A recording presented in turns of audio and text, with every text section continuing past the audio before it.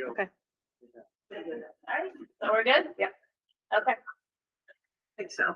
all right, I will take a motion to approve the minutes from last month's meeting on October 14th. Move to accept. Okay, all in favor, say aye.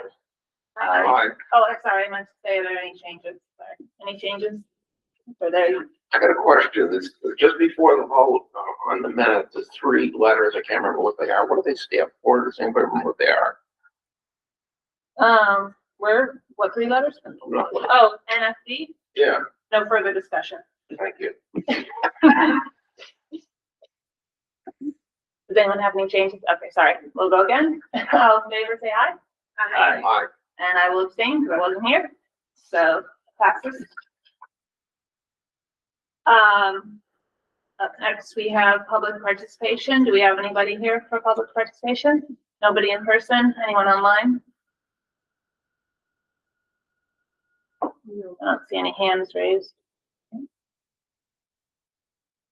No. Okay. So we'll move on to the administrative report. Here's our lead learner report for November. Kendall.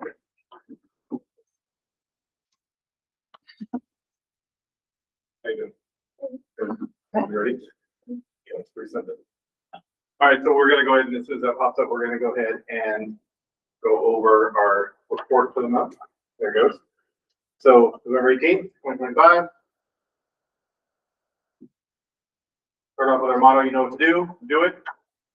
Pretty simple. A great man shared that motto with us, so that's why I'm working the unit. That's a lot of personal meaning to me. Our daily thoughts, so each day, like I said, I would send out daily thoughts to all the staff. And so today's was who and why will always prompt what and when. Never forget why you went into the profession and who you wanted to serve and impact. It's never too late. Start again and make an even greater impact today than you did yesterday. Great thoughts to be able to think of every day. Our mission statement, the mission of Weathersfield Schools, prepare and empower students to be leaders with a global vision by helping them develop critical thinking, communication, collaboration skills, and creativity. And we're actually going to have carryover. Sorry. I thought we sit back over here. Okay, winter information. So basketball signups have completed. We have 92 athletes signed up for basketball. That's up from 87 last year. We have teams at every level with great numbers. In some cases, it almost feels like too many. That's a good problem to have. We are scheduling open gym. Finally, we've talked about it for the last couple of winters. And we've had a bunch of adults come forward. So starting this winter, just the week of December 1st, we will be offering first and second grade co-ed basketball open gym on Saturdays, third, fourth, and fifth grade girls indoor soccer open gym also on Saturday. These are all Saturdays, and fifth through eighth grade co-ed volleyball. And then we're currently, this started a week and a half or 2 weeks ago. Fifth through eighth grade girls and boys are just messing around in the gym, warming up for basketball season. So we're serving the entire school with extra opportunities to be active. And I really appreciate Laura Berry and her willingness to work with us. I think that she and I coordinate well around what she needs for her gym space and not wanting to eat on that, and her understanding that it's such a great part for our student body to be able to use the gym. So I appreciate her. We did just order the new console electronics. I don't know what it's technically called for the scoreboards in the gym. They were blitzing on us bad last year, where one of the teams had 254 points at one point, and the clock stops when you don't want it to and keeps going when you don't want it to. So that was a necessary piece. And I'm excited to get it, and then hopefully, fingers crossed, the YouTube video on how to install it goes well. It's exactly what we do apparently. But it is an updated also, which we just needed. That scoreboard and systems original to when the gym was built. So to have some wireless Bluetooth kind of opportunities is all going to be wonderful. So that's all I have. So if you have any questions? Oh, that's really great. That's a huge percentage of the student body is participating in sports. That's It is. amazing. Yeah, Thank you. thank you. Thank you, Carrie. Next up, we have our MICO president, Jessica Brown. Awesome, thank you. So not much has happened since the last time I talked last month, but just a couple of things. This Sunday is our Make It and Take It event from 9 to 11. So that's where students can come in and make free crafts for gift giving. So there's 16 stations set up for that. They get to pick 5, 6. So we're excited for that. Along with that is our craft fair in the gym from 9 to 1. We have 30-ish vendors, taking up about 40 spots in the gym. So really good turnout there. We actually had to turn away quite a few people that wanted to come and participate. So we're looking forward for that. We did do a little staff give back fun day on the Friday before Halloween. We did pumpkin in your pocket. So the staff had to find who had pumpkins in their pocket, and we had 3 of them going around the school. And so the 3 lucky winners got $10 Dunkin' Donut gift cards. So I thought that was fun for our staff. So we're excited for that and to give them a little bit of a fun thing give back. We are providing pies for the upcoming community harvest dinner dessert that's happening this week. And then our apparel order is still obviously ongoing, but if folks want apparel for the holiday giving, make sure you get your order in this week in order for it to be delivered for the holiday. We will have some of our stock for sale at the craft fair, but we are very limited on what we have in our room. So that's update for the apparel. I do actually have a couple questions for Brian in regards to the swing set email. Yep. So thank you for responding. I guess my 2 questions I have is who is responsible for coordinating with business? Because I feel like that's been our. So Nisbet's been okay with the exception of now, we want to make sure that Nisbet says it's okay to pour Concord. We're concerned it's too old. Yep. So that's been that concern and trying to get somebody out here. So Jim's been working on that. The guy was supposed to be here last Wednesday and canceled because he was sick. Waiting on that. So is there a reason we waited until November? Jim didn't have the time. He had to keep putting on the back burner because that was something that they were doing extra. So I talked to him again today about it, and that's where it's at right now. So we're looking to see if we can still get it done on Monday and Tuesday. Just don't know yet with the weather. Okay. And so we will not be able to provide supplies before Monday or Tuesday because We'll we figure don't that part have out. to vote Yeah. on that and all that stuff. And that's not a problem. Figure it out. Okay. So perfect. We are waiting and excited for that to come. Yep, we are too. We're waiting to exciting. So the swing set has been here. It's just been a hassle to get it installed. So PTO did donate the swing set. It got delivered in July, and we've been waiting on maintenance, and we're trying to coordinate with them. It's going in the same spot that it was at. It's just a bigger one. And then we also we were able to order a disabled swing for that too. So it's ADA compliant for any student that we get at school, which is great. It's just been a hassle with trying to get somebody out here to be able to make sure. And then now it was the cement part, making sure, because the cement, looking at the bags again today, it takes like 45 days for it to cure. I'm a little concerned in California. Yeah, pour it, no problem. But here with the heave and everything else with the frost, we're not sure, so we might have to wait. But we do have an alternate plan if we cannot pour it. Then what we will do is we will uncrate the swing set, put it in the safe area so it's not in that weather. I mean, it's designed to be out in weather, but there's no sense in having it just sit out in the weather in that condition. So we'll make sure, and then we'll figure out what we can do for that. So hopefully Monday or Tuesday. Not holding my breath because I don't want to turn blue.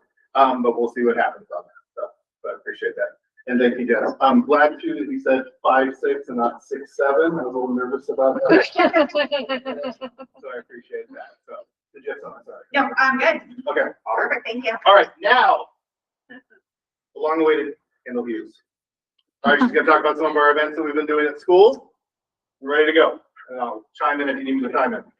We're a lifesaver around here. Our fall dance, we had the 6 to 8, the leadership helped a lot with setting up and figuring out funds and how to pay for everything, including the food, and if we needed decorations and stuff.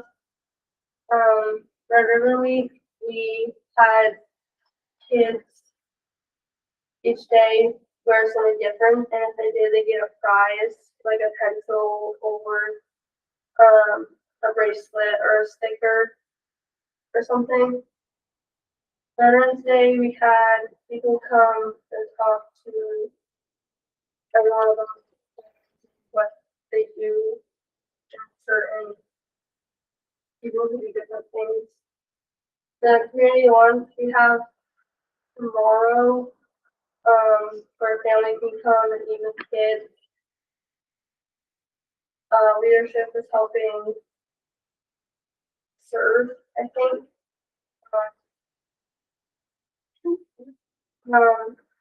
Coming up night is kids are gonna come, they can do different crafts, like stuff with,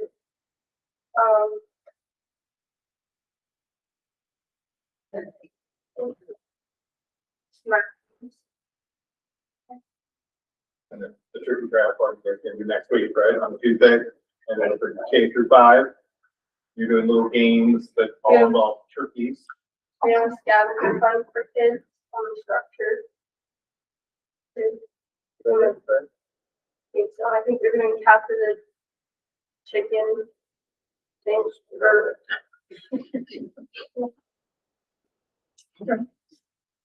Or capture the box. Anything else you want to share? We talk about parent teacher conferences or anything? No. Thank you, Ken. Okay. Thank you, Kendall. Great job. So the students have been very busy doing different things around the school. It's been nice with our leadership group and our students. The Veterans Assembly was really between the students and the staff. It was just great. The students ran the whole thing. The parents didn't have to listen to me talk, which was really nice. They got to listen to the students talk and then some of our guest speakers. So it was a really great opportunity for our students to showcase their skills and leadership skills. We appreciate that. Speaking of leadership, we have a young man here, Galen McNaughton, 5th grader. So the state of Vermont has a new program this year where they're having Kid Governor. So they had a whole application process. We had to vote within the school to who we were going to let run, and then the student had to create a platform for which they were standing, what they were doing, and then they created a video. So this happens, if you can click on the little video link, it should all work. It goes to all 7 of them because I thought it was pretty cool to showcase the whole thing, but we're just going to focus on Weathersfield. The other schools are great too, but let's just focus on Weathersfield. Work through it. There you go, and then scroll down a little bit. Sorry, I'm getting a little bossy here. Yeah. Keep going. Keep Keep going. There he is. Yep, there's Galen right there at the top, but there's actually a video if you go down a little bit, and it talks about his platform and what he is doing. These all pop up. They were popping up a second ago. Yes. Yep, there we go. So go ahead and hit play. We can see Galen in action.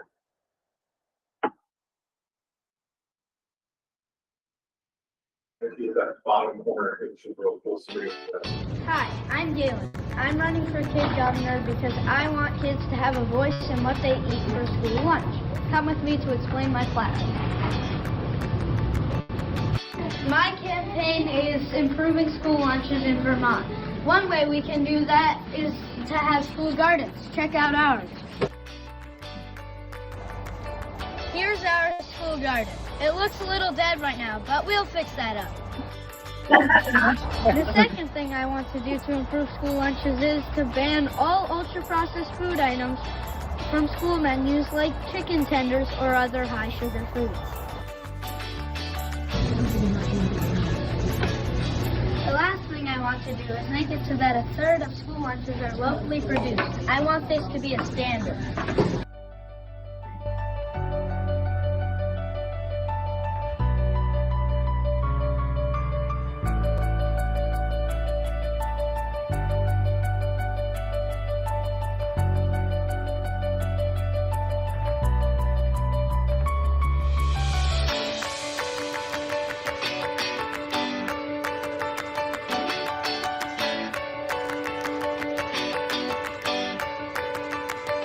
And that is what I would do if I was Kid Governor.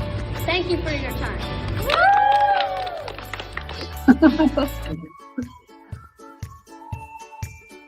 blooper reel. Hi, I'm Galen, and I want to have a, wait, what? Hi, I'm Galen, and I'm running for kid governor because I want a voice in school.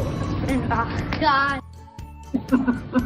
Hi, I'm Galen, and I want kids in Vermont. My campaign is to improve school lunches in Vermont. Here are 3 ways we can do that. One is we should, oh no. And that is what I would do if I was kid governor. And that is what I would do if I was kid governor. Thank you for your time. Woo! I'm kid governor. He's done an awesome job of it, and we'll have the results tomorrow. So there was a total of 7 candidates that got next to the next level. So whoever's chosen is, whoever's voted in as kid governor, will be kid governor. They go up to a celebration, a ceremony up in Mount Pillier, and then the other 6 students will serve on the cabinet. So everyone's got a purpose of it, which is pretty awesome. So one way or another, we will have a 5th grade voice up in Mount Pillier, which is great to have. Just really nice that he did that. And there was a great article in the Valley News over the weekend. He's been quite the celebrity. We've had lots of reporters calling, interviewing him, coming in, taking pictures. And it was nice to say in the Valley News article, it also stated that the chicken tender part might be a little hard for some voters. Because one of the kids, you got, so not spoken like a true politician. He came from heart, no offense to the politicians out there, but he spoke from the heart, not from what he thought people wanted to hear. So it's something he wants to take away. But also, he was the only student that had a blooper reel on the kids. But if you get a chance, that all the videos came through the Weathersfield, the Front Porch Forum, so you can see all the videos there, or I can share them with you as well. So good job for him. Brian, how was the voting conducted? So the voting was conducted at different schools. So each school was able to vote for all across, I think out of the 72 schools or whatever it was that put in, I think everybody got to vote, and then those are going up and then that's not the ballot. So it's a cumulative. Yeah, of everybody. So it truly is a gubernatorial race. So And anybody K through 8 or I think just the 5th grade. just the 5th grade voter? Yeah. It's just the 5th graders here voted, so. All right, we have quite a few of our BAC members here. I so again want to thank them for all the hard work that they've done. They've been pretty diligent about meeting on Fridays at 10 a.m. And sitting there and going through everything and taking a look and doing some of the really hard work. That's where they convinced Megan too for joining us from the school board. They'll give their input as well and their insights, so it made the process a lot easier. So hard work, but it's good work to do. So thank you everybody on the BAC.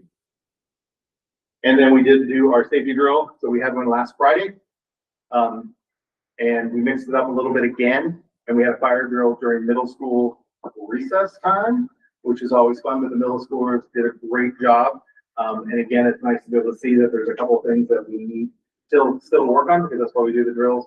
One of the things to make it work a little bit easier and have it flow a little bit better is to have some of our staff members that aren't, to remind them, it's sort of the expectation, actually the expectation is, but to remind them to hold doors open so that kids can get out and then staff can get out quickly. If you don't have a classroom that you're responsible for students, then your role is to make sure that you're holding the doors and watching anyone get out. So it's always great to be able to pick up on some of those things that we do for the drill. And now I have Kristen here, and we are going to do our data presentation. So she's going to present the first part of our Weathersfield data from the fall, and then I'll jump in and share some of our attendance and indicators. All right, so so these are our 3 wigs. Wigs are wildly important goals. We have one based on DIBELS, which we give for K through 3. It's a early literacy assessment. We have a wig for our STAR reading, and then we also have a wig for our STAR math. We are looking at comparing the winter of last year to the winter of this coming year in our wigs. So when you see this data, we do have a lot of work to do before January. So we're going to start with DIBELS. This is the first year that we gave the DIBELS assessment to our kindergartners in the fall. Normally we wait until the winter to do that, but this year we wanted the data. We wanted to see where these kids were right out of the gate. So you will see that the scores look a little different than maybe what you've seen in the past. But we've already done a lot of progress monitoring on these kids, and we've already seen tremendous growth in what we've done with our intervention and our classroom teachers. Overall, our STAR reading scores, this is comparing last year's fall to this year's fall, and it looks pretty similar from, we're a few percentile points ahead of where we were last year. So you can go to the next one. Our 3 through 5 is pretty similar to last year as well. We're doing pretty well with that. And our 6 through 8 also is doing remarkably well. We have a lot of conversations about what goes on in middle school, and we don't know if it's developmental readiness. We don't know if it's having the same teachers for multiple years, but our middle level really rocks it.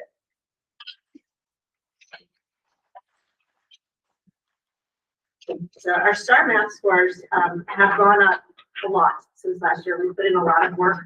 Math is definitely an area that we have focused on and have noticed that we need more work in. So last year, I think it's 50% proficient in the fall, and this year it's really small. I think it's 54. 56. 56. 56.56. Okay, so the next slide. Our first and second graders, with STAR Math last year, we did not give the math assessment to kindergartners. So when the first graders take it, it's their first time taking it. And if you also think about first and second graders in front of the computer, there's a lot of clicking that happens. We've noticed with the math, we don't feel with first and second grade that it's as reliable a score as we see with some of the older grades. We're actually looking into other assessments that we can give to our first and second graders that are more, and actually our kindergartners too, that are more of a one-on-one situation. Yeah, before we go any farther, who set the benchmarks? The wings, you mean? For all of them, the benchmarks on just about everything. So the benchmarks are set by state levels with STAR. Okay, so AOE sets the benchmarks? It's so, maybe you can explain this better than I can. What we do is with Renaissance, which is the program that we get our assessment from, it's then aligned to the state, the 1, 2, 3, 4 that we use with our proficiencies with our standard-based grading. So I believe that STAR sets where those levels are. We have the ability at the SU to either change those or leave them as they were. And I don't know what we decided. I think we left them. We left them with what the company said, these are what the benchmarks should be. So it's a nationally normed assessment. Okay, that answers your question. Thank you. So in first and second grade, I just want to let you know that we are looking at other more reliable measures to measure what's going on with kids that maybe aren't as, it's STAR Math is a little different for first and second. But if you see the next slide, you'll see it changes when the kids get into third grade. And once again, it could be developmental readiness. But our third through fifth looks pretty good. They're doing a good job. And our 6 through 8 also made really significant growth last year to this year. So now the demographics, over on the left, you'll see that slide that would be the students that would qualify for free and reduced lunch. That's not information that we are privy to, so it's hard to try to help that population, but the kids on the right are the ones that would not qualify. In reading, you can see that we're doing okay in both categories. We have more kids that are proficient than that aren't. In math, that tends to be a problem. Once again, it's hard to know who these kids are. So on the left, you see the students who would qualify for free reduced lunch are not doing as well on the math test. The students who don't qualify or wouldn't qualify for free reduced lunch are doing pretty well. These are students who are on an IEP at Weathersfield from the fall of last year to the fall of this year. What different group of kids? Not completely, but Kids move in, kids move out. in your 8th graders that graduated and this is starting to grade it, so. And then these are the Gs, for the math assessment. And then that was right. Awesome, thank you very much. All right, so we're gonna go ahead and look at our fall attendance parties. So, our average daily attendance has been hanging strong about 96%, which is pretty awesome. It shows you that kids want to be here at school. And we've been really sort of hunkering down and making sure that we are checking out on kids when they are late, because as much as, so our sort of rural school technically starts at 8 o'clock. But it's not it starts. We allow that little bit of window because they're getting breakfast, but they need to be in their seats in their classroom by 8:05 because they want to hear our announcements in the morning.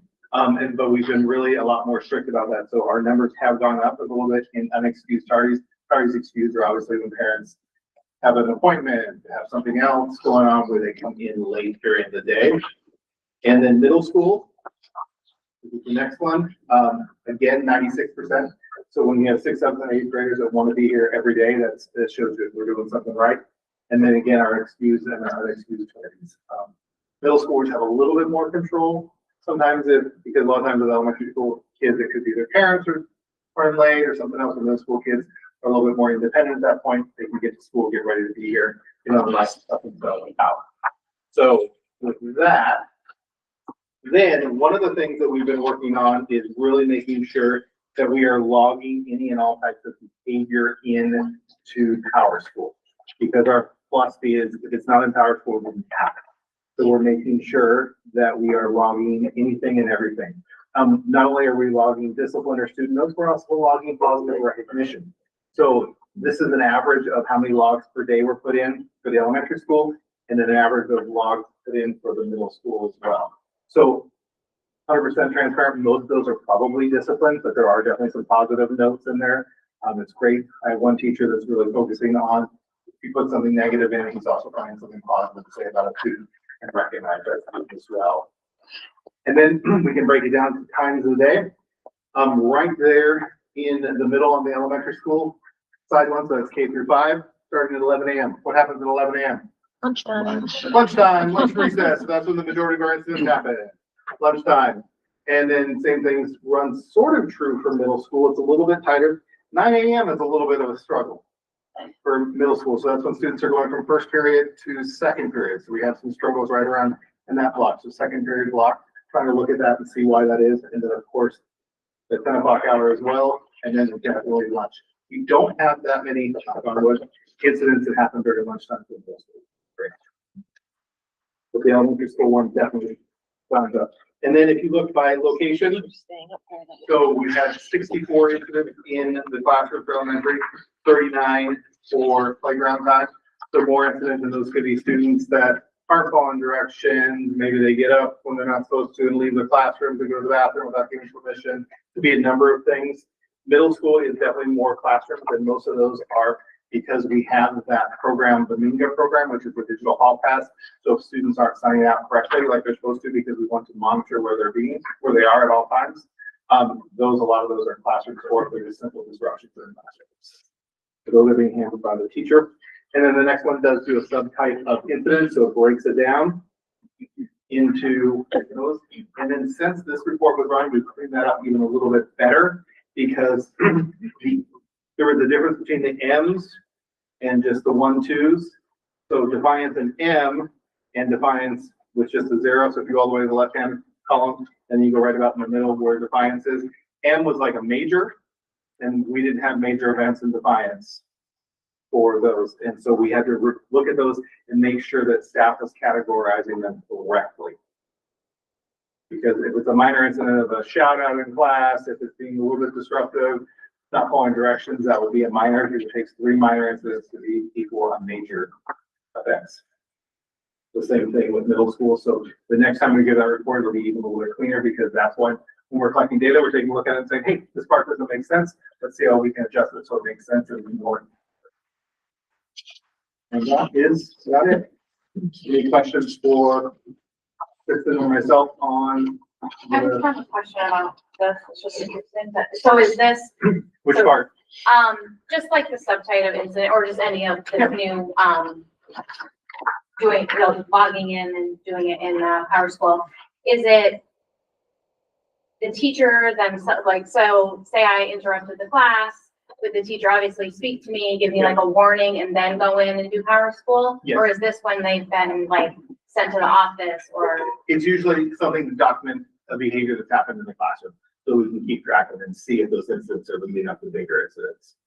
So it would be like, Sarah, you need to follow directions, and then the teacher, when she has gonna, he or she, when she has gonna say, Sarah today was having trouble following directions, they were doing blah, blah, she was doing blah, blah, blah, blah, this, boom, set. Unless it's a major incident, I don't get tagged in it, or unless the teacher needs help. There's a part on there where the teacher can actually tag and say like, we need some assistance with this, and that means like a referral to the office. We take care of that. Other than that, we're just trying to document what things are happening in the classroom. So those numbers could seem like they're bigger, but we're documenting much more than we used to in the past. Because a lot of times, even as a classroom teacher, I would just say, Sarah, stop what you're doing, let's move on. And some teachers will still do that, but more of them are starting to document those behaviors. And the kids know that this is a thing now? Yes, they do. Especially parents, like how that will also, if they know that. Yeah, if they know, yes.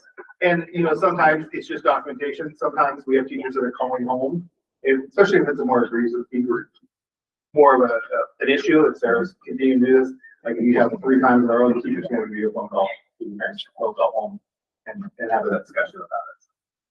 Have you shared with parents that, you know, the time like progress report or parent teacher? Typically not, because a lot of this data is just for us, unless it's a major, more event, little minor things that Sarah chopping up in class isn't going to be told because you wouldn't get it all of it. And then I think I've misheard you. Yes. So it sounded like you could put the things in there too? Absolutely. Okay, So so we put positive recognitions in there too. So we're trying to encourage staff as well to put positive things in there. Because, you know, it takes 3 positive things to outweigh a negative thing.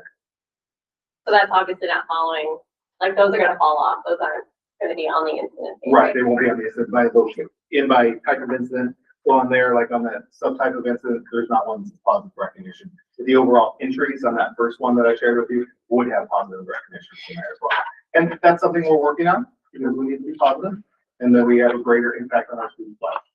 And then this is from like the start of the school year until this one? Until, In October. middle of October, so. We can run the report to show just the discipline incidents and a separate report to show the positive incidents, so we should share that. Yeah, because I think it's important to work on those positive things, to recognize kids who are doing great things. We want to show them going on. And these statistics compiled for our own use, or do they go to They're for our own use. strictly? Yep. Unless there are 5 categories that we have to report annually to the state. Suspension, violent threats. Yeah, or, violent threats, possession of a weapon, Possession of a weapon. possession of illegal substances. Yeah.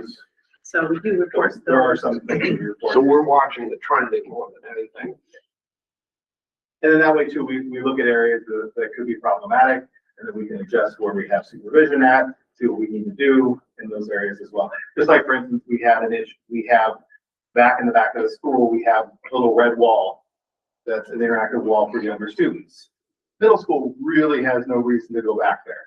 So as we were observing and seeing what was going on, we adjusted and said, middle school, you need to go and stay over here by the Gaga pit, because that way we can focus our supervision then over on the field area and the play structure, of course, we still have that many middle school kids who go in the play structure, but we were able to eliminate that area because we didn't need it. So we were able to adjust based on what we've been observing and where we need to happen.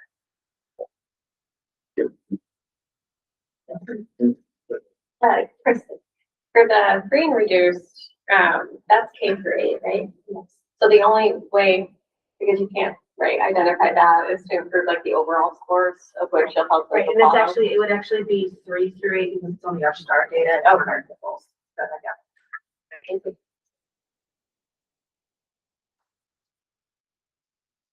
All right, thank you very much, Kristen. All right, so we've got lots of upcoming events happening between now and winter break. November 19th, tomorrow, community harvest lunch. Hopefully everybody is going to plan on being there. It's an amazing meal that our kitchen staff puts on, so we appreciate that. And we start lunch at 10:45, 11:40, so 10:45 for 3 through 5, 11:45 for K through 2, and 12:50 for 6 through 8. So come and join and have lunch with your student or somebody else's student. November 20th, family math night, like Kendall talked about. November 23rd, PTO make it and take it. And the craft fair, like Jess mentioned, 26th through 28th is the Thanksgiving break. December 1st through 5th, we're having a Kids Castle holiday shop for recess and lunch, which is put on by PTO as well. And then we're having our winter ensemble holiday musical performance. Last year's one during the day on the 19th, that last early release day on the 19th was amazing for our K through 5 students. So looking forward to that one again. Early release day, then we go off for winter break. And before you know it, it'll be the new year and we'll be back here again, ready to learn in January. All right, I think that's it on my report. Any questions for me? Thank you all. Appreciate it. For you, if they're there. Yeah. Yeah, you don't. Great to see you all. Almost the holidays feels crazy that it's here already, but it is. So, just a couple things.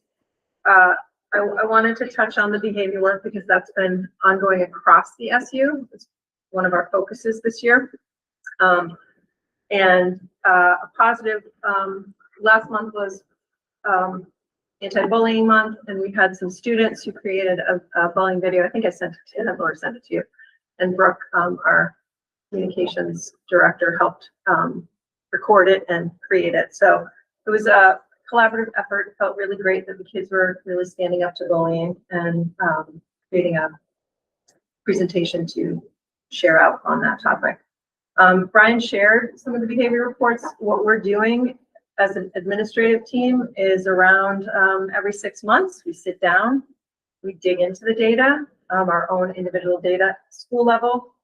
We create grade level reports for the teachers to then look at and look for trends. And behavior is behavior's message is telling us something that students need is not getting met. So we use the data to, yes, look overall at trends and where we could shore up supervision, but we also look at which students are really struggling.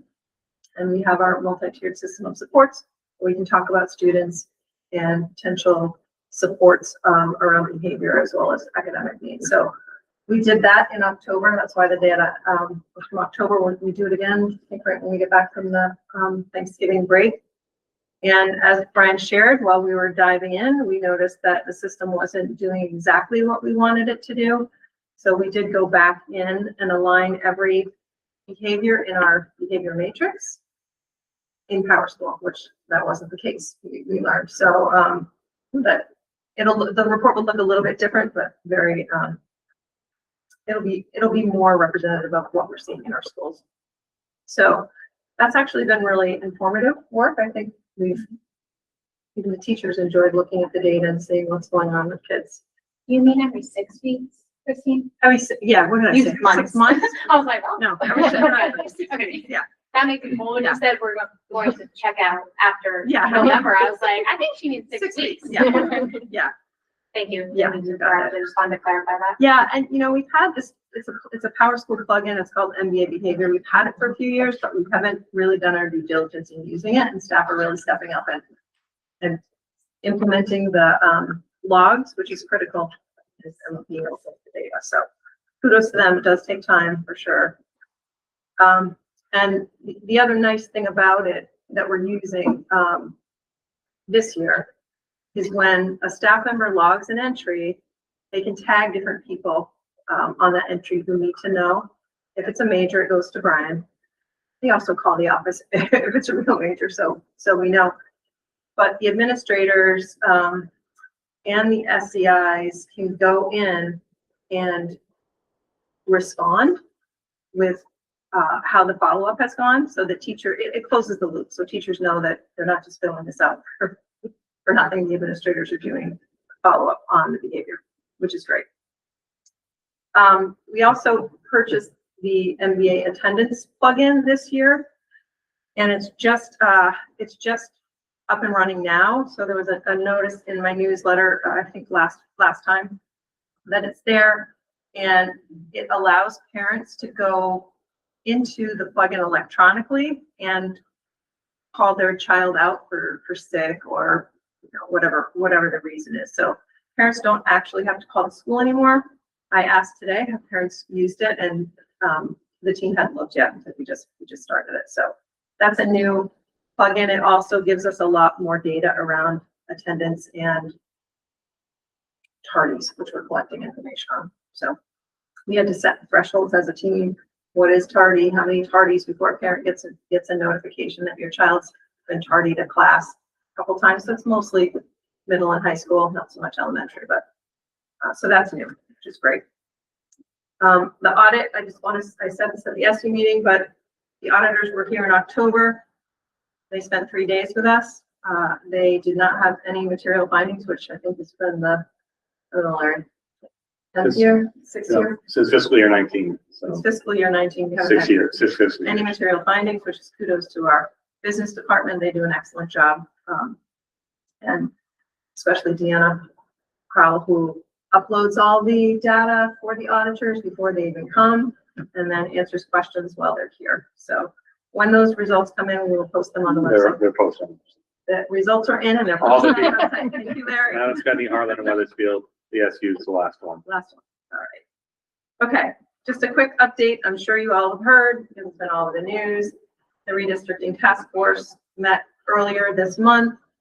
They had an all-day session. I did watch it after the fact. I didn't watch it live, but lots of deliberations about the map proposals or the plans that they've had. They voted in the end, and they went with the Cooperative Education Services model, which is sometimes referred to as BOCES, Board of Cooperative Educational Services, which is a way to consolidate services for special ed or other efficiencies, like you could coordinate all your transportation through BOCES or your payroll through BOCES. So that they're going to write their final report on the 20th, which is this week. Part of that plan included voluntary strategic mergers, which will likely be incentivized, and voluntary regional high schools, which would need to be incentivized. It's going to take some financing to create regional high schools that have to be built.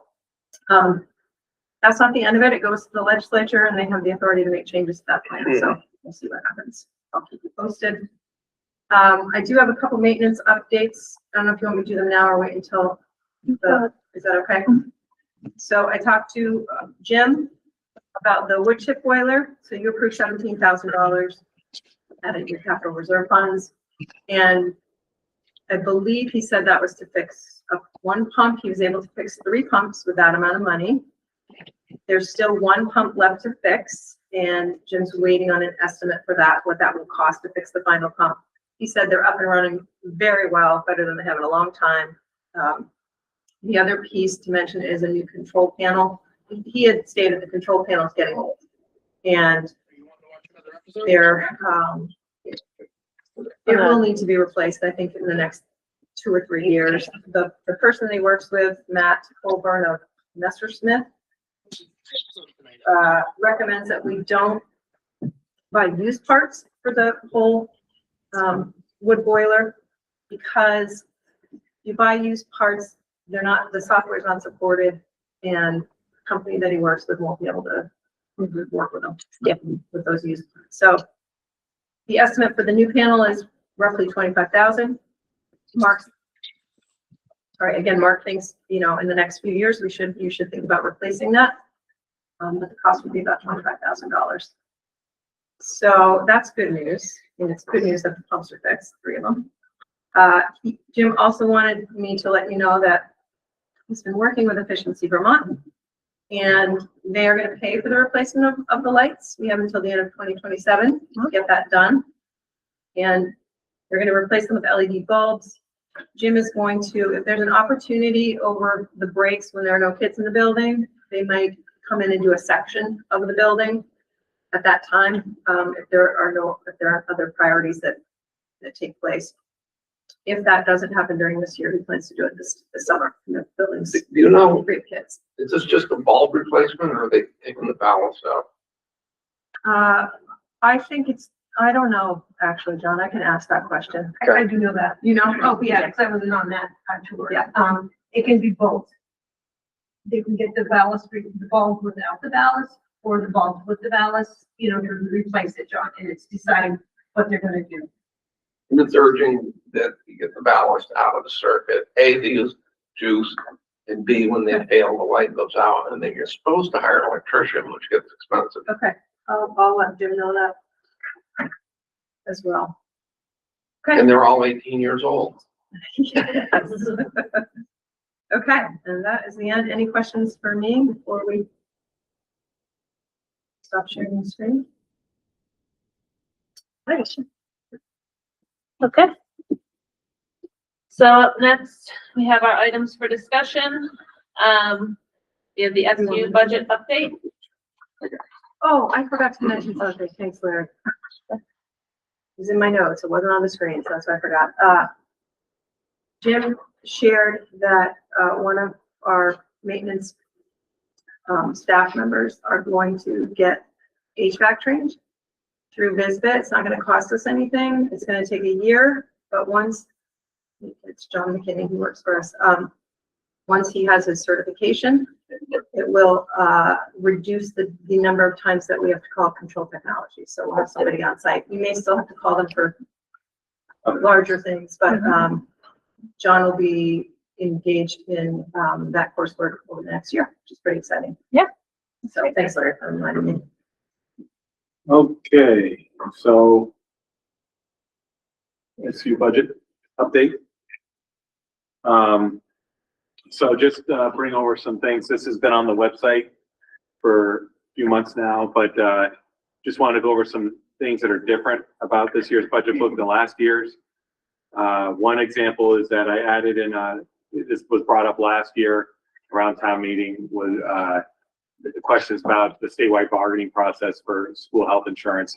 When did that come into being, et cetera, if we could see trends or whatever. And I had to look it up, and it was fiscal year 20 was the first year of that. It was passed in July of 2018. It was Act 11. It included other things, including employee healthcare benefits for schools. That's now bargained at the state level. To show you what that looks like for our health insurance. I know it's hard to see, but on the screen, but the annual premium for a single family in fiscal year 19 was $6,913 for single. Did I say single family? Yeah. For a single plan was $6,913, and a family plan in fiscal year 19 was $19,150. We just received the 27 updates for health insurance plans, and a single plan is now $15,856 for next year, and $43,920 for a family plan. That cost is shared 80-20. And again, that's set at the state level with their negotiations, that 80-20 split.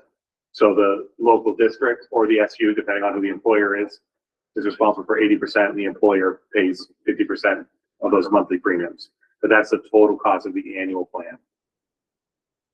Also, one thing that I had in a report earlier that I wanted to include in the SU portion of the budget book was increasingly much of the work that we do at the business office, food service, IT, and our data systems that the state is trying to get up to speed. We do a lot of our work at the SU that is required for the state and federal governments. So here are examples of monthly, quarterly, and annual financial reports, et cetera, data reports that we have to do, and you can go blind looking at that in your own time. But I just wanted you guys to see it. That's new, part of the budget book. SU budget was adopted at the previous board meeting, SU board meeting, and the headline number there is, I think, as this loads.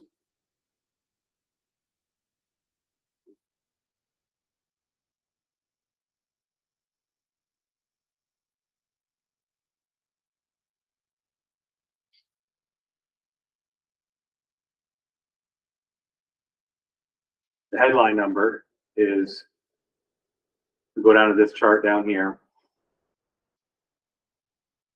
That shows the total SU budget increase, general fund budget increase from fiscal year 23 to 27. And for fiscal year 27, we are projecting a 14.6% increase in special ed and a 1.4% increase for non-special ed, which includes transportation, the business office, the superintendent's office, IT, curriculum, etc. One of the questions that came up was comparing the actuals with the budgeted need in mental health services. What you can see on the left is from AOE data, and it shows the mental and behavioral health positions at Vermont school districts from fiscal year 22 to 25. And the increase is a 456% increase in those positions over 3 years. And on the right-hand side is those exact same years for our SU under the function for psychological services. And you can see that increase has kept, you know, pace with what the state is seeing, a little less than the state technically. So we're green and the state The is green, that's yellow? a good question. The green is the budget and the orange is the actual. Oh, So obviously psychological services is only under special ed, that function. And we, for students that, I don't want to say the word, for students who services are more than $66,000, we receive 90% reimbursement on the revenue side from the state. So it doesn't mean that $300,000 gap doesn't get filled in, but that is the gap. To show you an example of what that looks like up here, we are projecting the service plan, which was done by Jen Holtz, that's fed extraordinary reimbursement revenue, which is this orange one right here. We expect to go up 20% due to the increase in some of those needs, and that's revenue from the state. Obviously, it doesn't cover everything, and that's where the SU assessments come in, and that's down here at the bottom. One thing I wanted to show you that came up at the Mount Scottney School District BAC meeting, and I know it's very small here in person. See if I can zoom in a little bit. Okay, so this column right here is 25 budgeted. Let's zoom in even more. All right, so this column right here is 25 budgeted, and this column right here is 25 actual.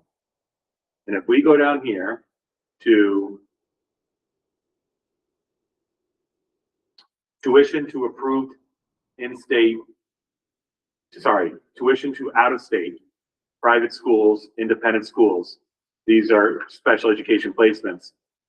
We budgeted 410,000, but we spent 1.194.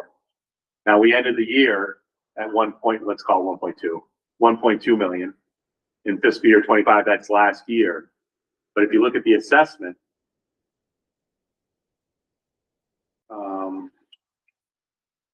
the assessment is the same.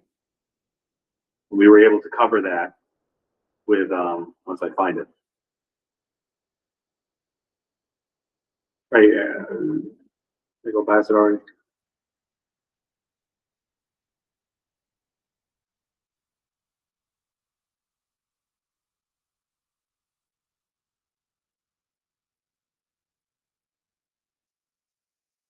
I'm sorry. That's, that would show up in the Weathersfield budget book. I'm looking at expenses. We're talking about revenue. The larger point is, you'll notice in that it went from 400,000 budget to 1.2 in actuals. But when we assessed, when the SU assessed back in 25, there was no increase to what was budgeted for the assessment. We were able to cover that with a fund balance and additional savings at the admin and operation side, the non-special ed side, to make up for that. So we didn't have to come back to the districts to reassess, which has happened in the past. Is that going to happen at FY26? We hope not, the year we're currently in. But that's why you'll see in the budget book for the expenses for Weathersfield, when you go to assessments, it's the same number for budget and actual. Even though at the SU, our costs are not the same between budget and actual. That's all I really have, I mean, the headline numbers for the SU budget, if we want to move into the local budget and where we are now, or take questions from the board, however you want to do it. Does anyone have any questions?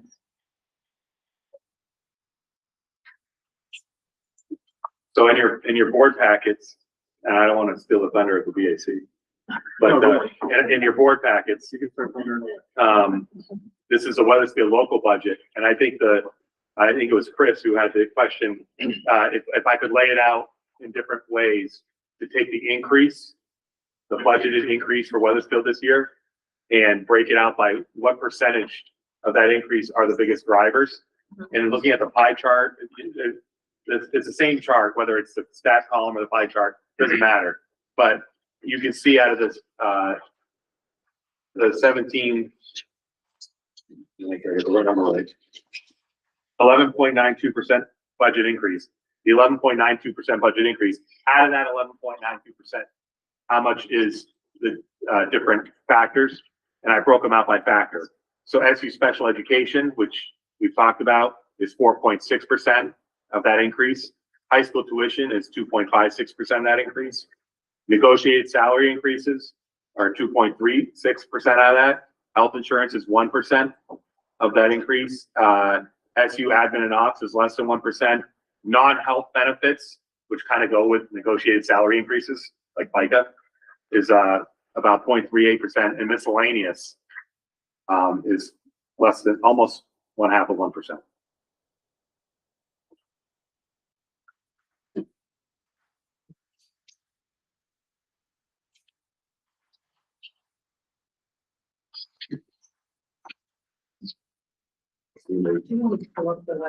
Yeah, I can pull that up. So now on the budget book, we go to Weathersfield. Oh, one thing that the BAC asked me to include this year was similar to what we have at the SU budget book. I included a personnel summary. So as you can see, elementary regular education, English education, mathematics, science, social studies, and so on and so forth.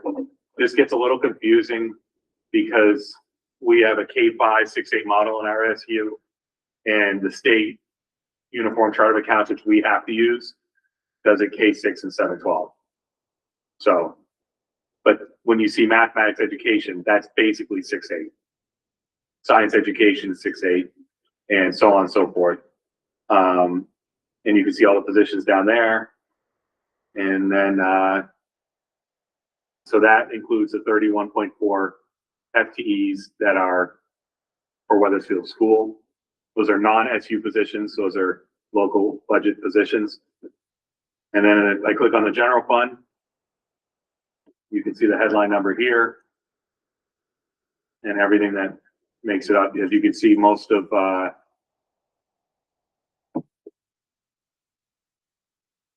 this shows your historical expenditure levels by level. So for example, blue is location wide. What would be blue? That would be district-wide positions that encompass K-12, like the office of the principal, like SU assessments, like buildings and grounds that are K-8, that are not just K-6 or just 7-12. And then secondary would be 7-12, and elementary is your K-6. Pre-K, that's your SU assessment for pre-K. It was 207 last year. This year is 202, or sorry, next year. This year is 202, 207. Next year is 202. This is a broken out, showing a typical $100 bill. How much of my budget is the K-8 building at Weathersfield? And the blue is your K-8 building. Your red is your pink, I guess, is tuition. This is special education. This is non-special education, admin and ops at the SU. Early childhood program at 202,000 we talked about earlier. And then right over here, 1.31% of your dollar is food service. Down here, this is your function summary. So this breaks it out by, think of functions as terms of departments. And, central services are basically your SU, direct instruction, is 51% of your budget. Facilities and district safety would be buildings and grounds. Debt service is pretty self-explanatory here in this building. Account summary. So this would be like, salaries and benefits. And as you can see, the, blue is other purchase services. That includes the SU assessments, and that includes high school tuition. Personnel services over here, green and orange, are your salaries and benefits for your local budget. Debt service is at purple again. You have, I believe, 2 more budget years. I think 28 is the last budget year. We're working on 27 right now, and 28 will be the end of your bond. So 29 will be your first year, budget year without a bond. Function, this is departments I was talking about before. Regular education, assessments, building operations, office of the principal. This shows how much of your budget is each. So let's say phys ed.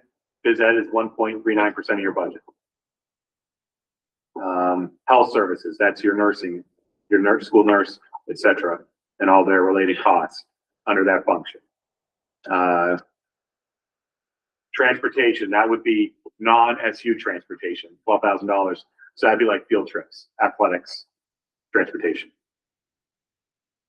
And expenditure by accounts is this is the line by line where you can look at every line. You can see the dollar change and you can see the percentage change.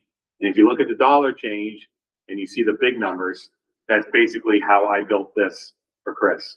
I went through and I did how much of the percentage they are. So in the stack column here, your orange is special ed, red is your high school tuition, negotiated salary increases are green, health insurance is the yellow, and so on. So that's everything I have in the budget book. If the BAC or Brian or anybody wants to speak. So when we went over the budget, I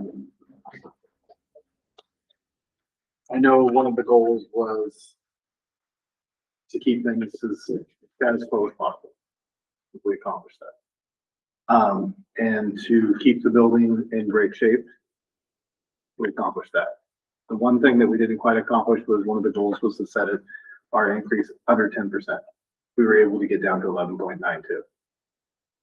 Without jeopardizing or sabotaging what we have right now, I think that's a good spot for us to be in. We went over this with a fine-tooth comb. The BAC asked lots of questions. We were able to look at a couple things and get a better explanation for it. And I think this is a budget that I think we as a team take a look at and say, like, this is what we need for our school to continue the education that we have for our students at this level.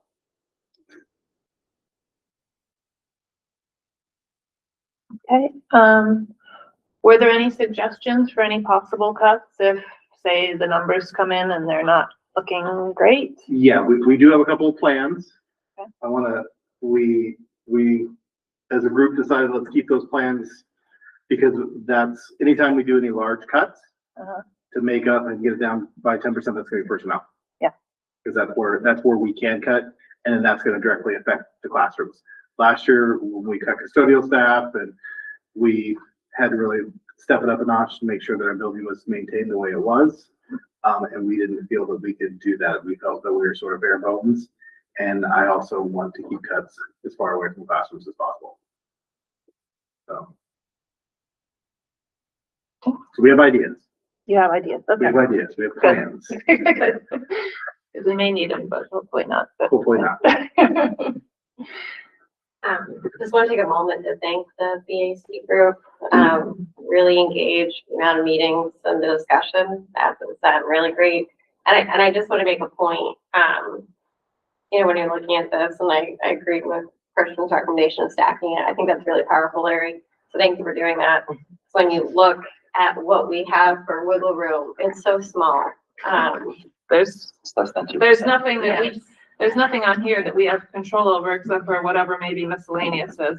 It was just. But we have no control over special ed, high school tuition, salary increases, health insurance, the SU administration and ops, and the non-health insurance benefits. Maybe we have a bit of control over that, I'm not sure, but yeah. Non-health insurance benefits are pretty much tied Are directly those into to, the contract? not tied to, well, some are federal law, like FICA. Okay, so we have no control over that either, so we have control over 0.38% of the increase. I want to, And maybe, I don't even know, because I don't know what that is, it just says miscellaneous. and but- something about, it's everything that's not those. So Yeah. it's like, because I didn't want to make the column feel like, it was such a small percentage, I left it. Yeah. One thing about special ed really important is, as I showed in the FY '25 budget and FY '25 actual, just to be clear, because of the costs of, those out-of-state tuition students, whether it's budgeted for or not, they will be paid.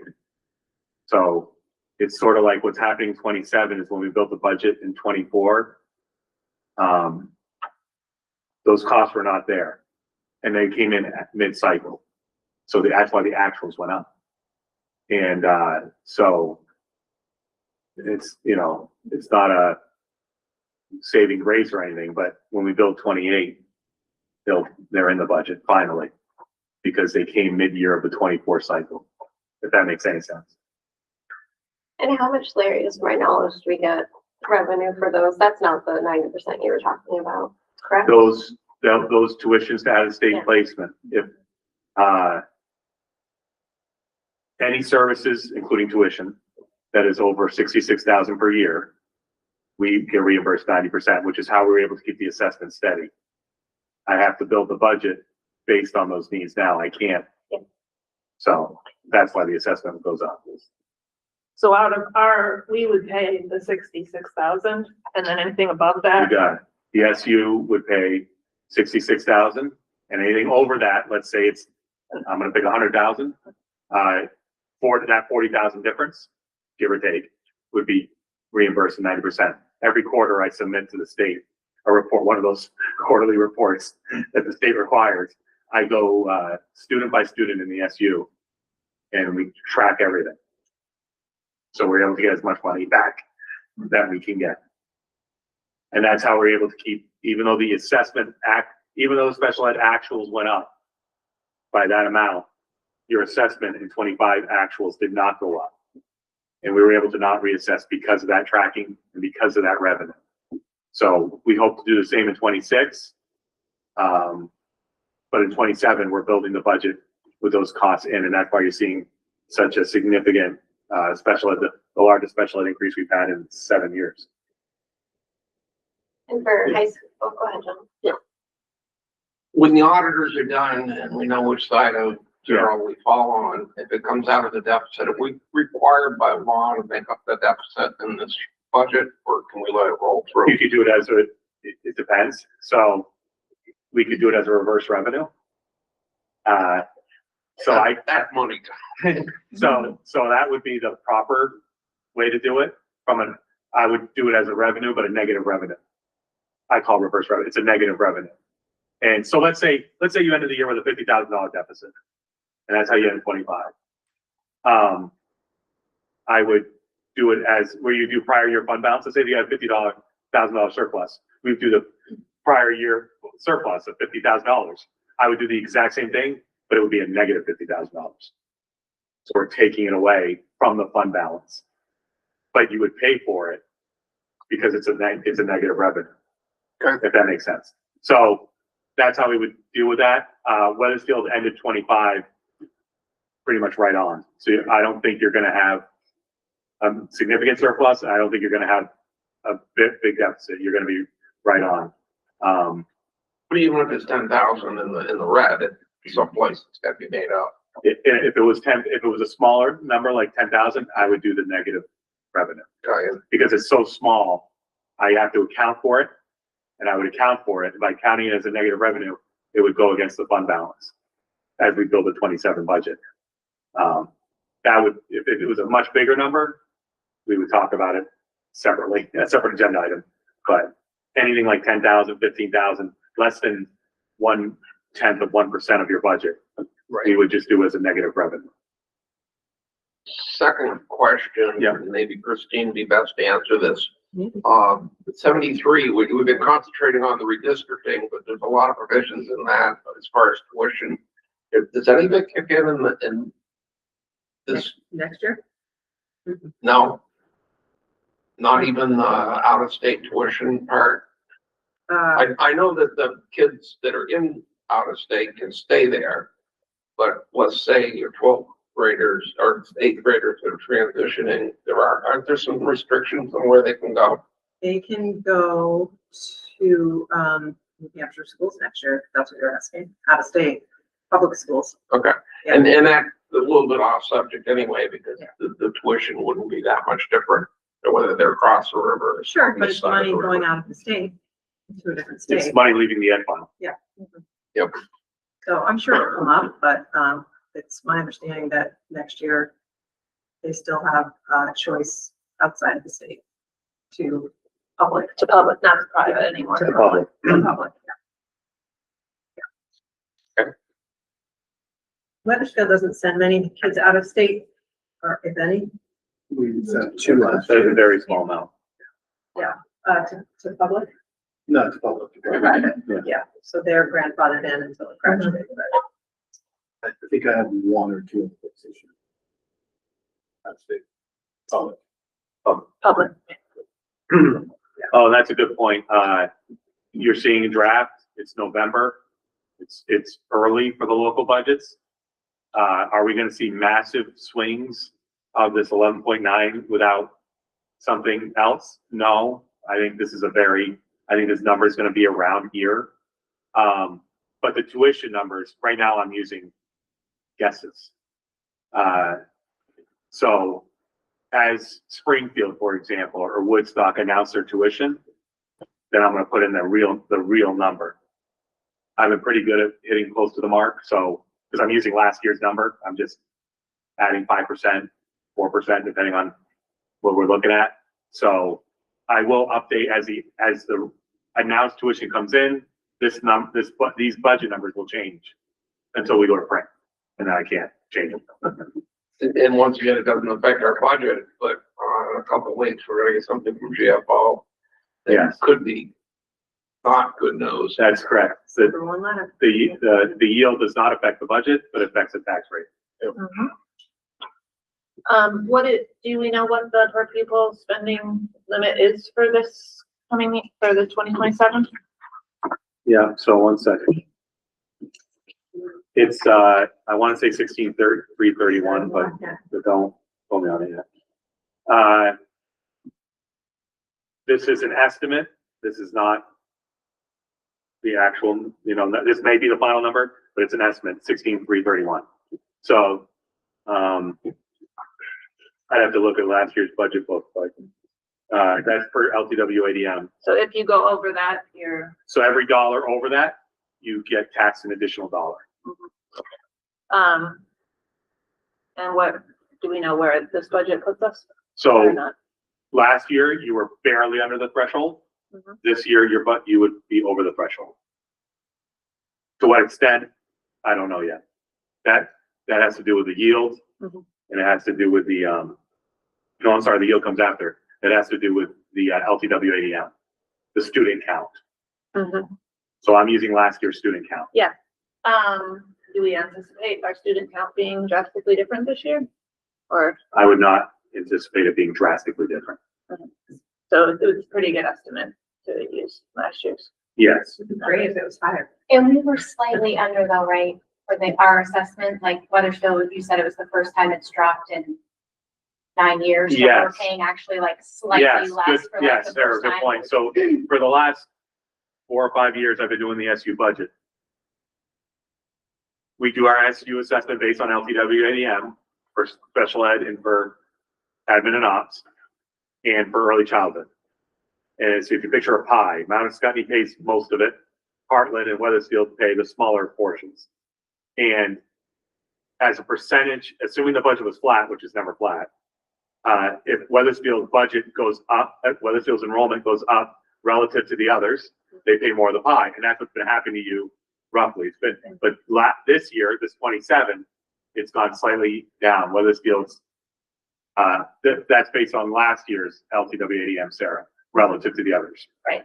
For the purpose I know of it's slight, taxes, but it's slight, but but for the purpose of taxes, we use what's reported in December. So can you clarify where you think we're over the people spending limit? I'm sorry. Yeah, it's all right. Right now, with the budget the way it is, and using last year's LTWAM model, and using the estimated excess bank threshold, you are over the threshold. What is the number? There you go. Do you have the per student number estimate? Right now, you are at $17,079.82 per LTWADM. Okay? And since the threshold is 16,331, I take the difference, I drop it down, that's $748 over, which is double, and that leaves your educated spending plus excess spending, 18,242. So basically, you're going from 17,079 to 18,242, wholly because of the excess spending threshold, which is the purpose of the threshold. Because that money gets dropped back into the ed fund. And will that won't come down at all between now and when we get all the final figures? I do not expect LTWADM to change drastically enough. In fact, if it goes down, it would hurt you. And since this is before the yield, the CLA and the yield could help, but I think you're still gonna be under. I still think you're gonna be over the threshold. I don't think there's any way around that without making significant cuts, by the way. I mean, for example, just for the sake of math,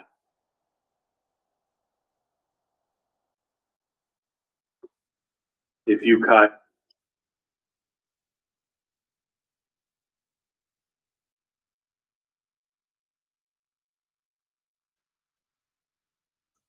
just to give you an example, if you cut, you would have to cut over $450,000 to be under the threshold. So we're playing with peanuts like we do every year. Like literally, like. You are not significantly over the threshold. Yeah. Like But I'm Heartland saying is.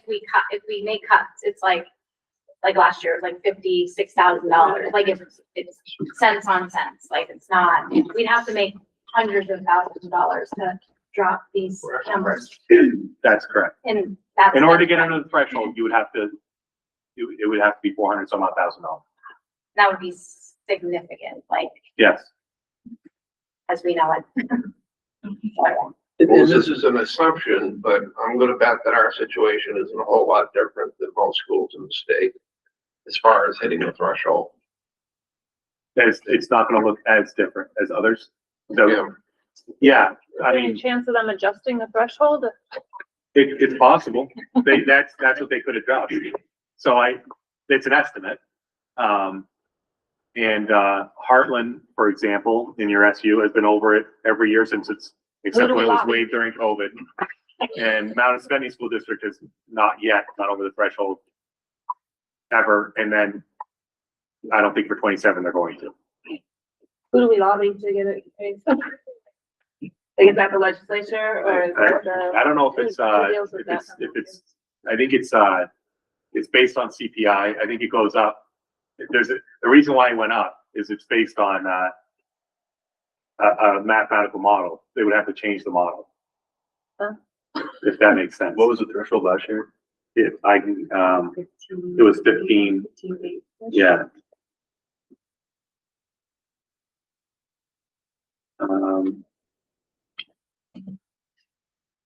Give me 1 second. I'm pulling it up right now. So the updated estimate was, so they take average, yeah, it's basically inflation. They take the average inflation of the base year and they add what they expect in average ed spending, which would adjust it for the current year. And then they drops down to be adjusted. Imagine we're not the only ones having our special ed budget so crazy. You know, you said it's the highest it's been in 7 years, the increase. I mean, is there This is any the- chance yeah. that they would take into consideration that and revise this number, make it more realistic? I don't know. I don't think so. I think, barring, I want to stay in my lane as far as the task force is concerned, but barring any, going to a foundation formula, barring any sort of thing like that, the excess spending threshold, as far as the people who put it in, is doing the job it should be doing. They're saying that there's a number per kid that should be spent, and a dollar over it, rather than the foundation formula, which would not allow you to spend that money. Allows you to spend it, but taxes you double. And what was the calculated like consequence of that for being over? What did you say it was? It's $1. $1. Yeah, An and additional then like dollar. for budget. So if we were 748 over, it would be twice that. Yeah, but like as far as budgeting, like overall, I said to get under the threshold, Oh. you would have to cut approximately, with quick math, $450,000. Thanks. Which basically is the special ed and tuition increase.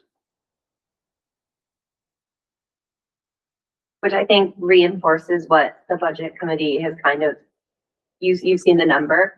What we can control and what we can cut is very limited. So if it comes to personnel cuts or anything like that, it's going to change the integrity of this school. And that's why we're coming to you with that 11.92. We think that's a solid number, given everything that Larry's just told you.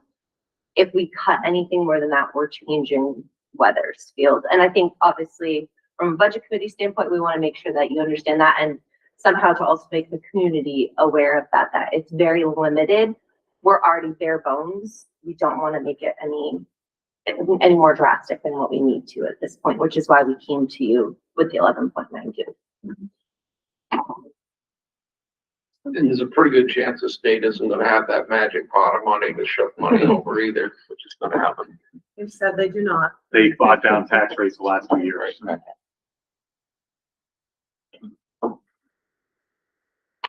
So even the estimates I gave you last year for tax rates at this time last year, January, this time last year, they were actually 2 or 3 cents to the better because of the buy down.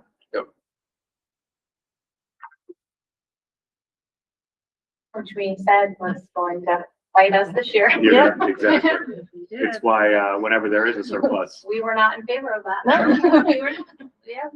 that's why, unless it's a very large surplus, I always, for that exact reason, Sarah, is why my fiduciary would be to request to put it into capital reserve, not to buy down the tax rate, which I know is hard, because you got the money sitting there and it's their money and you essentially overtaxed. You want to return it. But all you're doing is, unless you cut the budget that could commiserate or amount, you're just delaying the pain for the following year.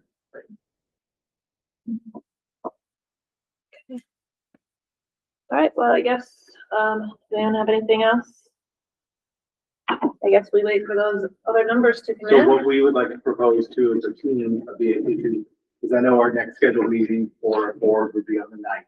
Mhm. It's the second Tuesday, but that'd be 3 weeks away. We would like to see if we could push it back one more week to see if Larry can get those numbers.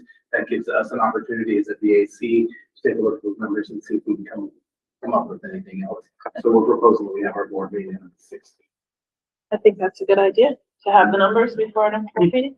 I mean, that's all very, Is everybody we get the good numbers with in. So. Kind of lines better with like our timeline of what we wanted. Yeah, because then that way we will have that extra month instead of doing it too early. Could we actually propose to do it on the 17th? Because Larry did, I didn't realize he has a prior commitment on the 6th. Oh, so is that a That'll be the Wednesday? Wednesday. I think we have issues with Wednesdays, right? Yeah, I mean, we can look at that in a minute. I just wanted to, if we were Okay. on the topic. All right, we'll I talk. don't think I could do Thursday remote. What was mine? So I think we should also decide when we actually want to approve the budget, because just to keep with our timeline, make sure that we don't. How soon, Larry, do you think, like, are you thinking like our January meeting? I just feel like When do last you- year we when do you ran need it into for? trouble, we were like a month behind, When do you need it for the Very furnace? latest is mid-January. yeah, so we really, Yeah, so we really want like the good hard numbers next month, so that then Yeah. we can have the time to, if things need to be. Your January meeting is scheduled for January 13th. And yeah, but that's what she, so, But when you say with January 13th, or is that too late? That would be that would be pushing it. Yeah. that's what we ran Yeah. into last year. Yeah. So we technically need to vote in December. Yeah. Some schools vote. Yeah, we'll probably have to have a special meeting again, Yeah. voting on it. Yeah. We'll have the meeting on the third, I mean, the whatever. 9th, I do not expect. Because that was Get all the the thing numbers. last year. LCWADM. I Yeah. think we That's a needed tax- it for the that's- town and we so had nothing like about- 2 days to decide, Yeah. remember? Yeah. So this way we'll get No, all no, the I don't think it numbers matters, is my point. in our December meeting and Well, we'll schedule it's something the either LCWADM. late December I can or talk about very it early with in the LCWADM. January. So we just have a couple of weeks to think, or It kind only matters. Yeah, that's right. of mull over whatever Larry comes back with. Yeah, So I could do the 17th, I could do the 18th, but remotely. I could do the 23rd.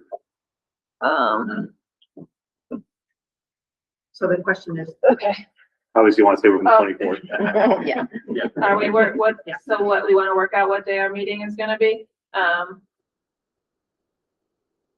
So Larry, Sorry, I you know I can't do jumped the ahead on that. 16th? I could do the 16th if it's, maybe an earlier time. Maybe if it was 5:30 and I can do last person on the agenda, I could knock it out. Is everybody good for 5:30? I could be remote. Well, it wouldn't matter. Time wise, it wouldn't matter. But, basically it would be presenting the final budget number. And then I would have the tax calculation worksheet, which I have in the budget book from last year. And I would have it. And you'll No. have all the final numbers by then? I don't, that's the thing is I don't know if I'll have the LCWADM When is that guaranteed to be here? guaranteed. It comes in different every and it time. changes. And it Last changes, year, it changes all the time. That's the issue. But the later in December, the better. Yeah, later in December, the better. Let me find out when the last one came. Issue.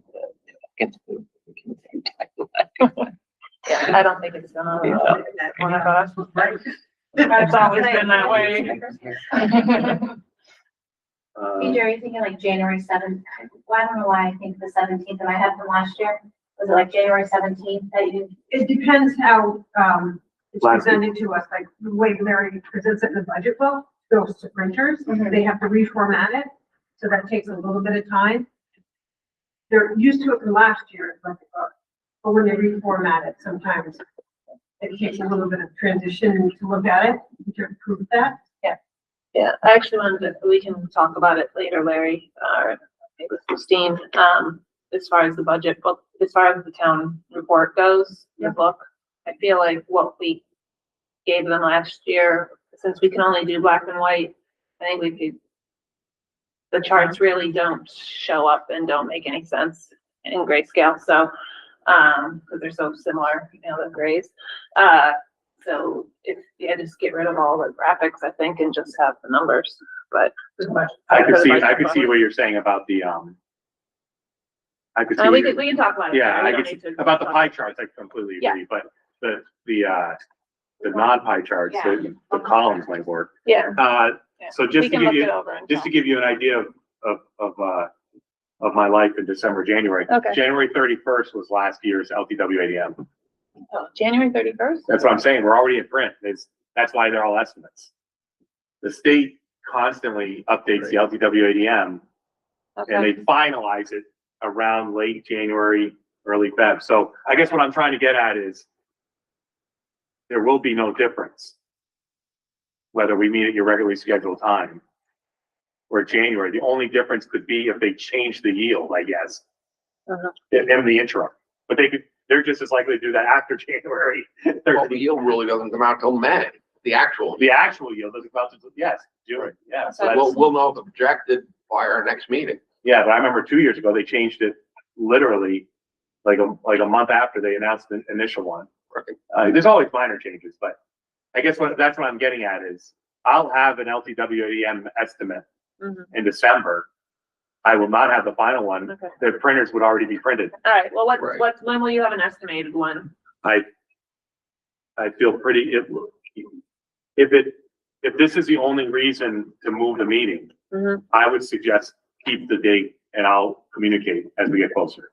Sounds good. So we're gonna keep the Keep 9th. the regular date and then and if I hear something crazy that there's gonna be a significant difference in mid-December that's worth waiting, I'll communicate that. Because Okay. the bottom line is we're still voting to move the 11.9 forward because we, yes or no, feel that we can't make the $400,000 worth of cuts. So that's really the question. Like, Exactly. that's what I would be ready to vote for, you know, like in December, I'm saying, or whenever, and not care about, I mean, again, it's estimates, but we already know no matter what it comes in, we're kind of yes or no to this because either you're okay making 400-something thousand worth of cuts or you're not. So really, we can make a vote regardless of what those numbers are, unless they're like, I mean, it would have to be crazy, but. Yeah, if they would have to amend the law, the mechanism for the Yeah. excess bank threshold, they would have to change the yield drastically. Right. Your CLA would have to come in better, which we know it's not. It would have to be something along those lines. It's not really changing what we're tasked with, is my point. Like, No, I think one thing, they're trying to do with the foundation formula is, that's not the case now, is there's your budget and then your tax rate over here. And they're somewhat in line, but they're not really in line. And, so I'm agreeing with you. I'm saying everything I do is math estimates. Once you guys pick a number for the expenditures, that's the budget. And that's what I tell the state our budget is. And, when we go to, and I don't touch the budget book after that. Once you guys pick a number, we go to print and that's it. And something might happen after the fact, but that's the budget. Okay, so we'll keep the 9. For example, sorry, I mentioned it earlier, announced tuition. Let's say Woodstock announces their tuition December 15th, but you already approved the budget December 9th. I'm not changing the tuition. The budget's locked. Okay. That's us to make it, to balance the books. Yes. I'm not, unless you want to have a special meeting for a $3,000 difference. Okay. All right. Up next, we have decoupling capital construction debt. So that's the letter that we were asked to sign on for, with, Woodstock or Mountain View. Yep. I did listen to your meeting last time, and I do recall this part of it. Yeah, so, I'm in favor of signing on to it because I feel like, I mean, we do have a very nice school here and we don't have a lot of construction bills, but, I don't feel as though construction costs should eat into what schools are able to spend on their kids as far as education goes. So I think that should be decoupled, whether it affects us or not. It's tempting to not sign it. Since exactly what you said, we're sitting in a nice building that's almost paid for, but, and we tend to use Woodstock as an example, but there's buildings all over the state in desperate need of work or replacement. would you educate me on what it means to decouple? So it would like affect their people spending, their per pupil spending. It would be a separate. That's what I thought, but I wanted to sure. So like if a district needed to build a new school with this per pupil limit, you know, they might not have enough money to educate their students properly. So, And it's merely a recommendation. yeah, it's not, yeah, we're not making a decision. Yeah, it's just if we want to sign our names onto that, we think it's a good idea to decouple it. But I'll take a motion to, add our names to the letter? Or a motion to not add our names to the I'll letter? move in favor. Move in favor of adding, okay. Is there any further discussion? What happens, right? Worst case scenario, you, Woodstock needs a new school, it is coupled together. Does state step in? What happens? What is the consequence, right? They have to pass bond first. Okay. They failed it last time, Yeah. 2 times. They're going up again, I think. That's their plan. And this is what they want to send this recommendation to the state, that they're not, it doesn't Doesn't mean it's gonna happen. Doesn't mean it's gonna happen. Yeah. We know that. Yeah. I mean, And it's still, but even though it decouples it from the cost per pupil, doesn't decouple it from what taxpayers. Yeah, their taxpayers still have to pay it, but they would, it more helps them with this excess spending threshold there where you like go. they're That's where- penalized that's where it the makes a double difference. amount for going over. They wouldn't be penalized that double amount. Their taxpayers still pay it, but it's not being penalized. Because of the year that you passed your bond, you are able to exclude it. I've Right. excluded your bond payment, 234,000 from your, Yeah. Excess spending threshold. So we Any currently bond do. passed today, you cannot exclude it. Right, we'd be almost, we'd be halfway to our. You'd be halfway to your goal. Right. If we weren't. that puts it into perspective. So, any further discussion? All in favor of adding our, I guess, our board to the list of signatories on that letter, say aye. Aye. Any opposed? I'll let Sharon know. Okay, thank you. Yep. Update on maintenance parts. I think you already Did sort of that, did yeah. that, right? Yeah. The update on crosswalk on Route 5. Update on that.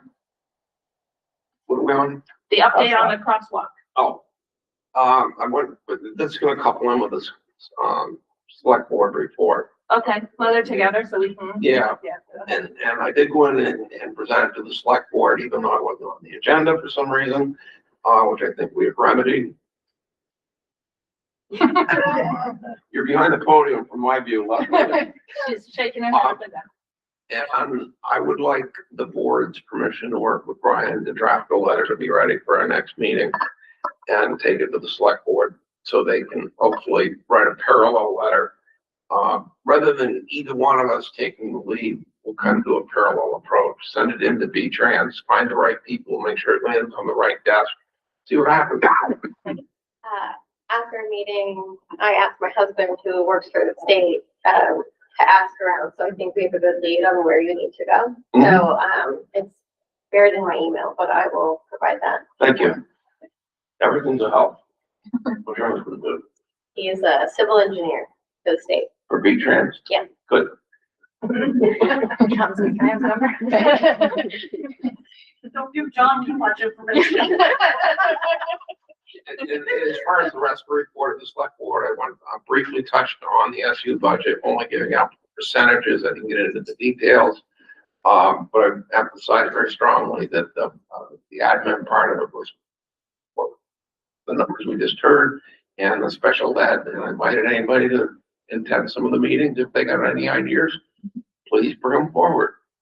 And I'd also like to say that it was supposed to be a reciprocal agreement with the town, that the town would vote somebody to report the town's affairs back to us, and we would report our affairs back to the town. So it's the same pair of pants with different pockets, so that we're coupled together a little bit better. I know you attend, Kelly, but I'm not sure you were ever designated as the rep.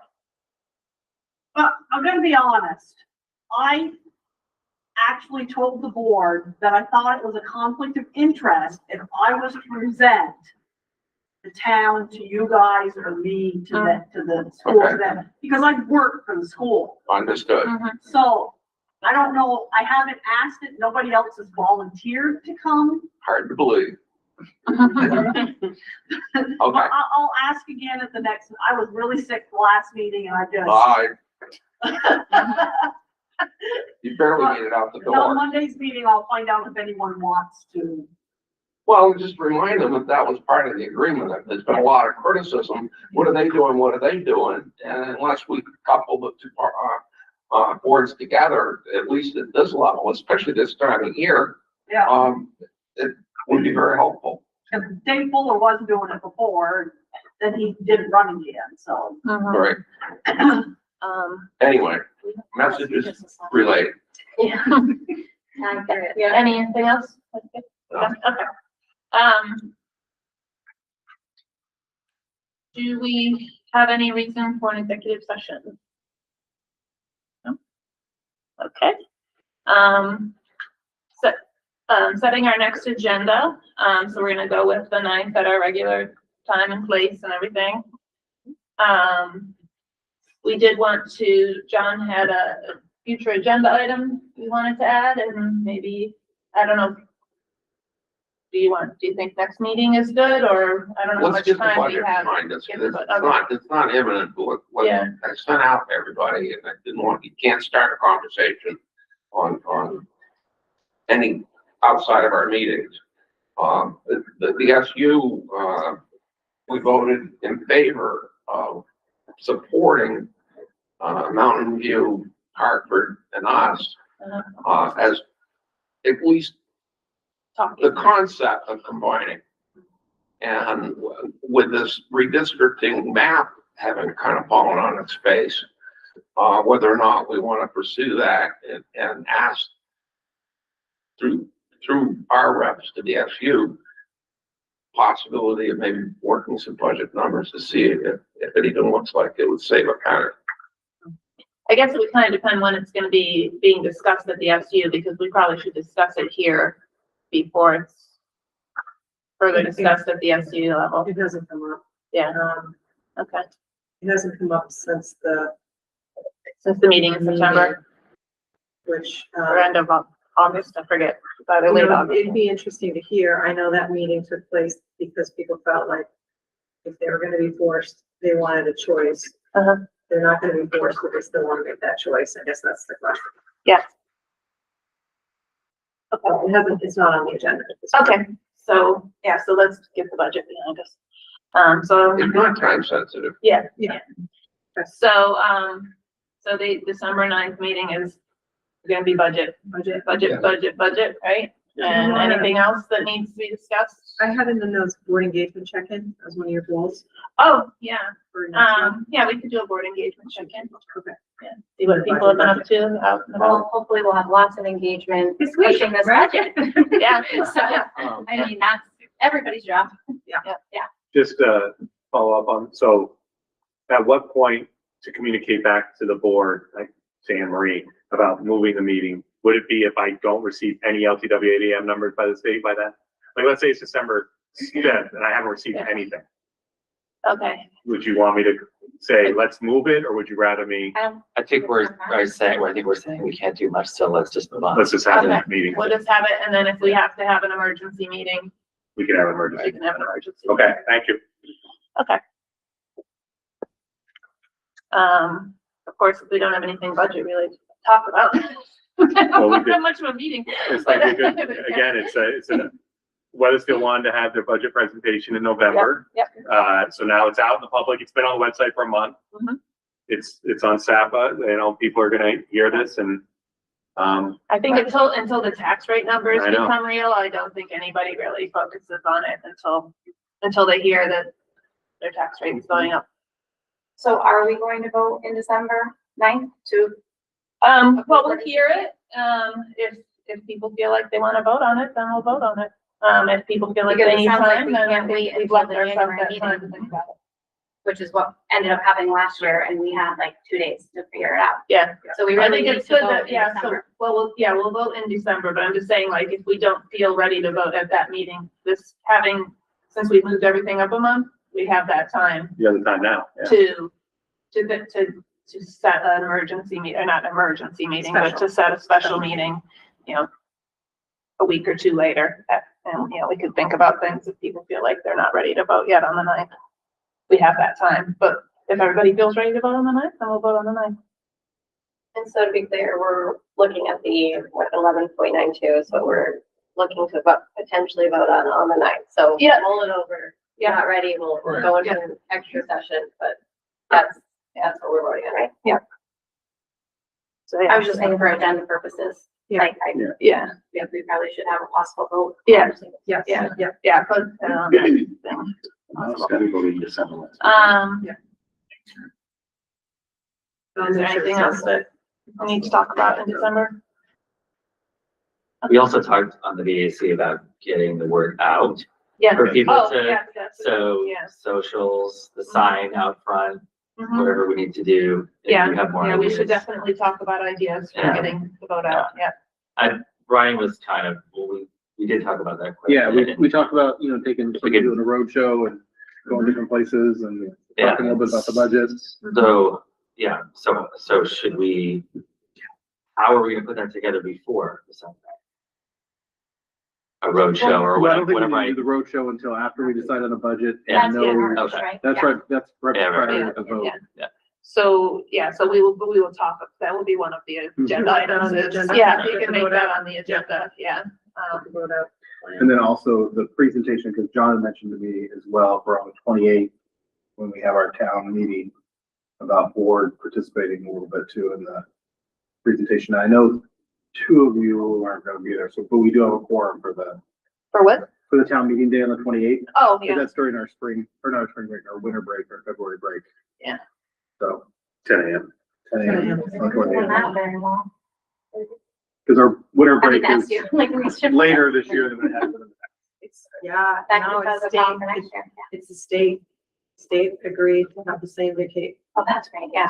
Statewide calendar. It was a change for us, yeah, it's later. But they are, They looked at town planning meeting. to do the same next year, and it's the same month, the same week, the later we can. I'll see. I don't know how you change your meeting day, I don't know if that's. it's, I mean, you can, it's Charter change? it's the Saturday before town meeting day. So many days before you vote, you can't leave it. I did check it. Is it a charter or state law? We're changing it to a weekend like it used to happen. Yeah, cause I know like, Others towns do it. other towns do it on different Yeah. days. So it's on Change that, Tuesday. you have it on Monday Windsor votes of the on following. Tuesday. When we all vote on Everybody the same votes on day, the but I same mean, there's, Town meeting. Windsor does it on Monday, Portland does it the week prior, have the meeting. the day before the vote. that was not either, no, that week, Yeah. Within Okay. 7 days. Something like that. Yeah. I think it's within 7 days. I mean, we Okay, used to always have it on a weekday, so I'm just wondering. yeah, if- it wouldn't help our members to be able to attend any better, no matter what day it is that week, it's, Is it gonna be a Or hybrid in meeting? the fall, So that, it will be hybrid, Yeah. it will be hybrid. Yeah. It will help. We have we done hybrid in the past? Well, you can't, I thought you couldn't. you can just watch hybrid, You can't participate. you can. That's right. Yeah, okay, But it yeah. could be hybrid. I don't Is it board member participate hybrid? That's what I mean. Yeah, we'll have to ask, I'll have to find out. find out, yeah. Yeah, I forgot about that, yeah, Is there are that, rules about is that a it, yeah. physical option for people that are gonna be away? Be able to log in or not? I could log Charge. in, but. No, you're way to say no. No. I'm sure we'll be fine, but we will need your help beforehand to help with spelling it, but, yeah, I think by the time you get to town meeting day, yeah. Jake is big. we're back to the table. It doesn't matter. Yeah, yeah. Okay. All right, so, that's all budget, and I guess I will take a motion to adjourn. Okay, all in favor, say aye. Aye. And we're good. Thank you, everybody. Thank you. Thank you, guys. Thank you. Thank you.